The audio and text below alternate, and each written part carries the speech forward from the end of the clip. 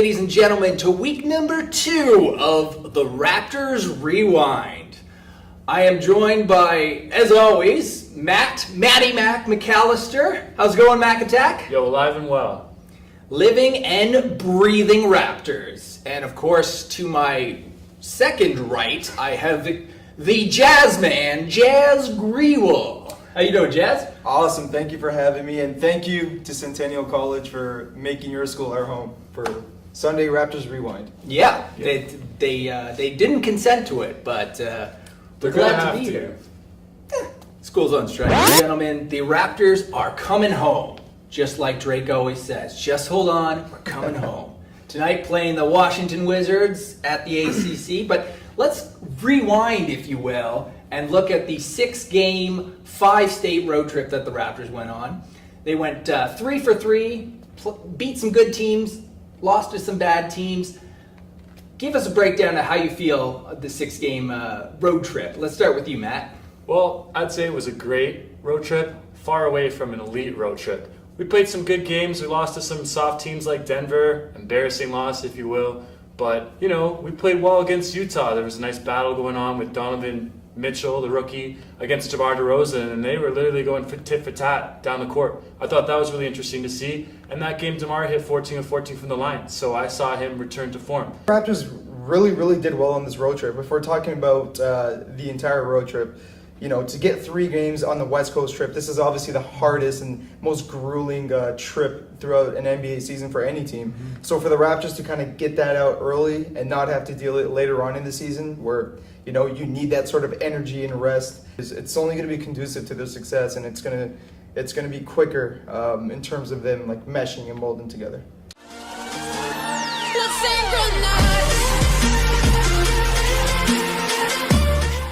Welcome to the first ever edition of That's a Rap, the segment where we rap about the Raptors.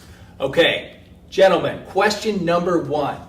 It is November 5th. We are 5 days into Movember, where gentlemen are growing mustaches. So we have computer-generated a couple Toronto Raptors mustaches. Obviously, we already got a few with DeMar DeRozan and Dwayne Casey, but we wanted to look at some of the younger guys and what they would look like with full-grown mustaches. So we are going to give you 3 choices between young Toronto Raptors, and you're going to have to pick your favorite mustache. All right, gentlemen, let's take a look up at the big board. Here are your contenders. So we're starting off number 1 with Bebe, Lucas Nogueira. This is the stash that the computer has generated. As you can see, you got some thick growth on the upper lip. That's what he would look like with an old-timey mustache. So that's contender number 1. Contender number 2, Jakob Poeltl. He's got a little. He's a younger guy. He's got a little salt and pepper on the mustache. The computer took an interesting approach on this, but you get the big Austrian stash there. I think it's very interesting.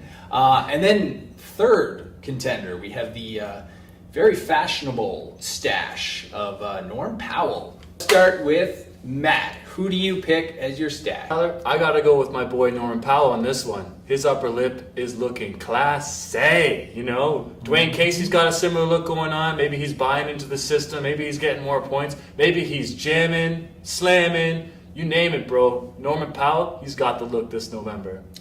I'm going to have to roll with my man Lucas Bebe Nogueira. He honestly looks like he could be a cast member on Narcos. This year with this sort of Luigi Mario kind of way of going about things, it suits him, man. It suits his personality.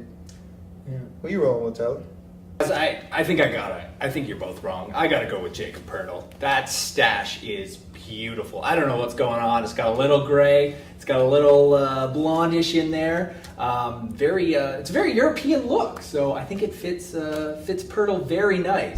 Next bit, we are going to do Pick That Song. So we were talking earlier about the state of the Eastern Conference. You got the Boston Celtics, 7-2, leading the way. Cleveland Cavaliers are 4-5, not even in the playoff picture as of right now. I know it's early. But so obviously the big story of the summer was the breakup of the bromance between LeBron James and Kyrie Irving. So, Jazz, here's the deal. I'm going to read the lyrics from two once popular pop songs, and you're going to have to tell me which one you think Kyrie Irving is singing in his car about LeBron James, okay? Let's go. All right. This is the first song. The Tina Turner classic, When the Heartache is Over. Classic indeed.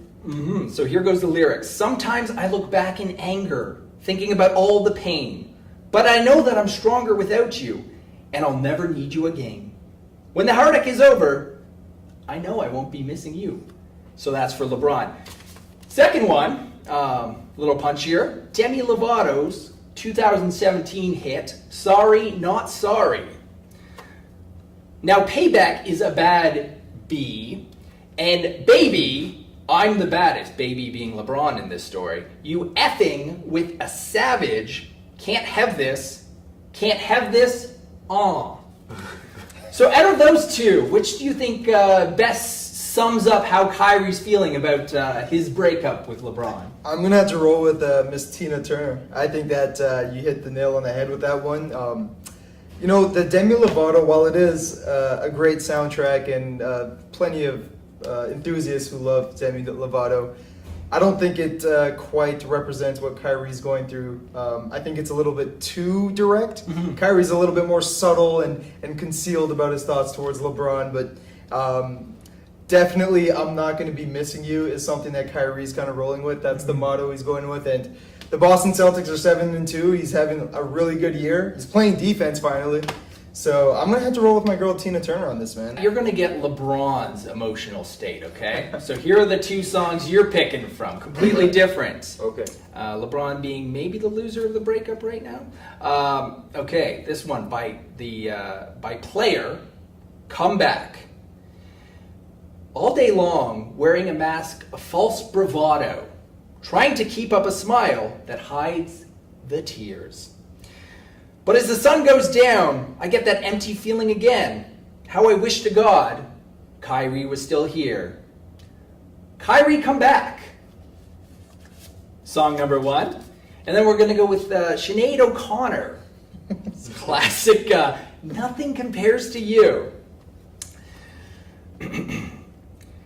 It's been so lonely without you here, Kyrie.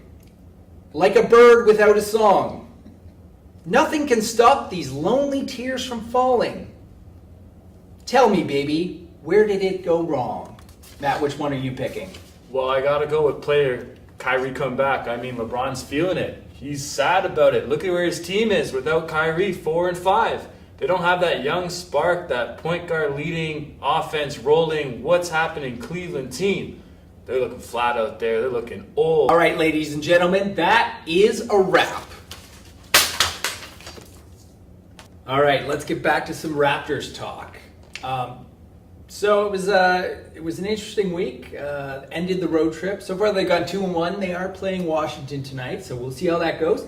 But who stands out as your player of the week? The best of the Raptors. Let's start with you, Matt. Well, I'm picking my boy Debo. No surprise there. He's a franchise leader. He still is the guy with the whole franchise on his shoulders.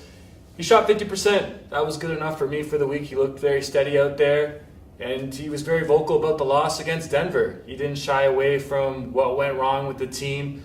He was very vocal about it. He said, hey, we need to redeem ourselves. We need to play Raptor-style basketball. We need to be ready and focus in on hostile environments.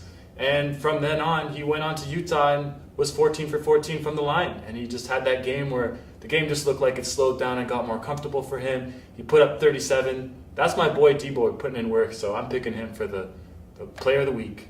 All right, good pick. Who do you have, Jazz? Yeah, it was tough because there's so many different players that did so many different things this week. Obviously, Pascal and Jakob are really big. But I thought it was so important for Kyle to kind of get back into the thick of things, I should say. He struggled shooting quite a bit to start the season off so far, but he's always been rebounding. He's still passing the ball. He's not hitting the shot as well as you'd like, but that's going to come as the season moves on. So I'm going to go with Larry. Again, just being that vocal leader and and being there defensively, like that goes a long way with somebody like Kyle. It's not always what he does on the stat sheet. Of course, that matters a lot, but that leadership quality is so important to Toronto. DeRozan's not much of a vocal leader. He leads by action and what he does on the court. Kyle's kind of the opposite. He's a vocal guy in the room. He's going to talk to Lucas and Jakob and let him know where they need to be and kind of get guys in position and build their confidence. And I thought he did a really good job of that this week. If we're going to have a successful season in Toronto, obviously having DeMar DeRozan and Kyle Lowry shooting on all cylinders and a healthy JV, those are probably the most important things. And this week they got all three of those, so that's definitely a good sign. All right, so that is a wrap for week number 2. We will see you next week, and we'll see how those Raps are doing. Have a good night. Thanks for tuning in to this week's episode of Raptors Rewind. If you liked what you saw, please like our videos and subscribe to Raptors Rewind on YouTube, Facebook, or follow us on Twitter. Tune in next week for another edition of Raptors Rewind.